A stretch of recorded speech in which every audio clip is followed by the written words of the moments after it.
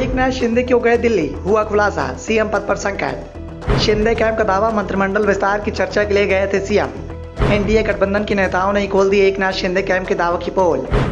अजीत पवार की एनडीए में एंट्री के बाद से ही महाराष्ट्र की सियासत में हलचल मची हुई है। शिंदे कैंप दबाव में दिखाई दे रहा है तो अजीत पवार के साथ आए विधायक खुलकर सीएम पद को लेकर दावा कर रहे हैं। इसी दावेदारी के बीच में अब इस बात को लेकर चर्चाएं तेज हो गई हैं कि आखिर शिंदे की कुर्सी कब तक रहेगी। सवाल मंत्रिमंडल विस्तार को लेकर भी उठ रहे हैं। एकनाथ शिंदे ने पहले अपने समर्थक विधायकों को 17 जुलाई तक शांत रहने को कहा था, लेकिन 17 जुलाई को बीते अब एक सप्ताह हो चुका है। इसी बीच एकनाथ शिंदे जब अचानक दिल्ली पहुंचे, शिंदे कैंप के विधायकों ने इस बात का दावा कर दिया कि सीएम मंत्रिमंडल विस्तार के मामले को लेकर दिल्ली गए हैं और वहां से लौटकर जल्द ही मंत्रिमंडल विस्तार का काम किया जाएगा। दरअसल शिंदे समर्थक विधायकों का मंत्रिमंडल विस्तार को लेकर सीएम पर जबरदस्त दबाव देखने को मिल रहा है। कई विधायक तो जय महाराष्ट्र तक को बोलने की तैयारी में हैं। महाराष्ट्र में जय महाराष्ट्र किसी को विदा करने के समय बोला जाता है, यानी विधायकों ने एकनाथ शिंदे को इस बात के संदेश भी दे दिए हैं कि अगर मंत्रिमंडल विस्तार नहीं होता है और उस विस्तार में उन्हें मंत्री पद नहीं मिलता है तो शिंदे कैंप में बड़ी बगावत हो सकती है।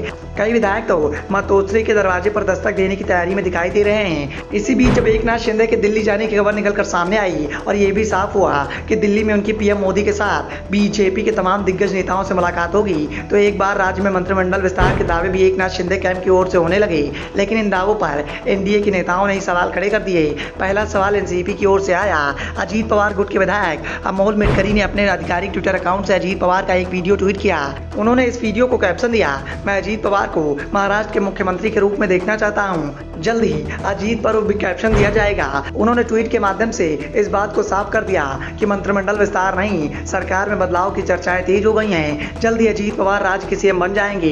दूसरी ओर बीजेपी की ओर से एकनाथ शिंदे के दौरे को मंत्रिमंडल विस्तार की संभावनाओं से जोड़ने से इंकार कर दिया गया और इसके पीछे जो तर्क दिया जा रहा है वो भी बेहद सटीक और दमदार दिखाई दे रहा है। बीजेपी ने इस बात का दावा किया है कि मंत्रिमंडल विस्तार को लेकर अगर दिल्ली में कोई भी चर्चा होगी तो शिंदे अकेले नहीं जाएंगे, राज्य के डिप्टी सीएम देवेंद्र फडणवीस भी उनके साथ जाएंगे। अभी तक तो राज्य को लेकर जो बड़े फैसले हुए हैं वो फडणवीस से पूछकर उनकी सहमति से ही लिए गए हैं। ऐसे में अगर शिवसेना इस बात का दावा कर रही है कि शिंदे अकेले ही मंत्रिमंडल विस्तार की बात करने के लिए दिल्ली गए हैं तो उस दावे में कोई दम नहीं है। और अब तो गठबंधन में अगर मंत्रिमंडल विस्तार की बात होगी तो उनकी भी सहमति ली जाएगी। अजीत पवार भी मुंबई में है। बीजेपी और एनसीपी के दावों से साफ हो गया कि एकनाथ शिंदे की यात्रा का मंत्रिमंडल विस्तार से कोई वास्ता नहीं है।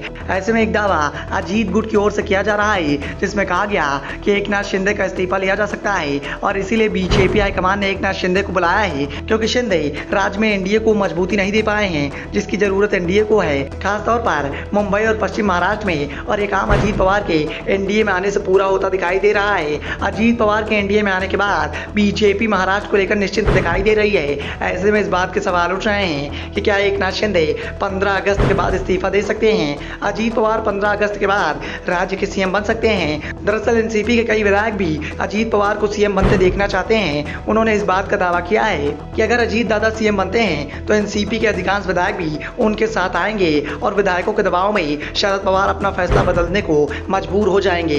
Bureau report, the Dhakad news.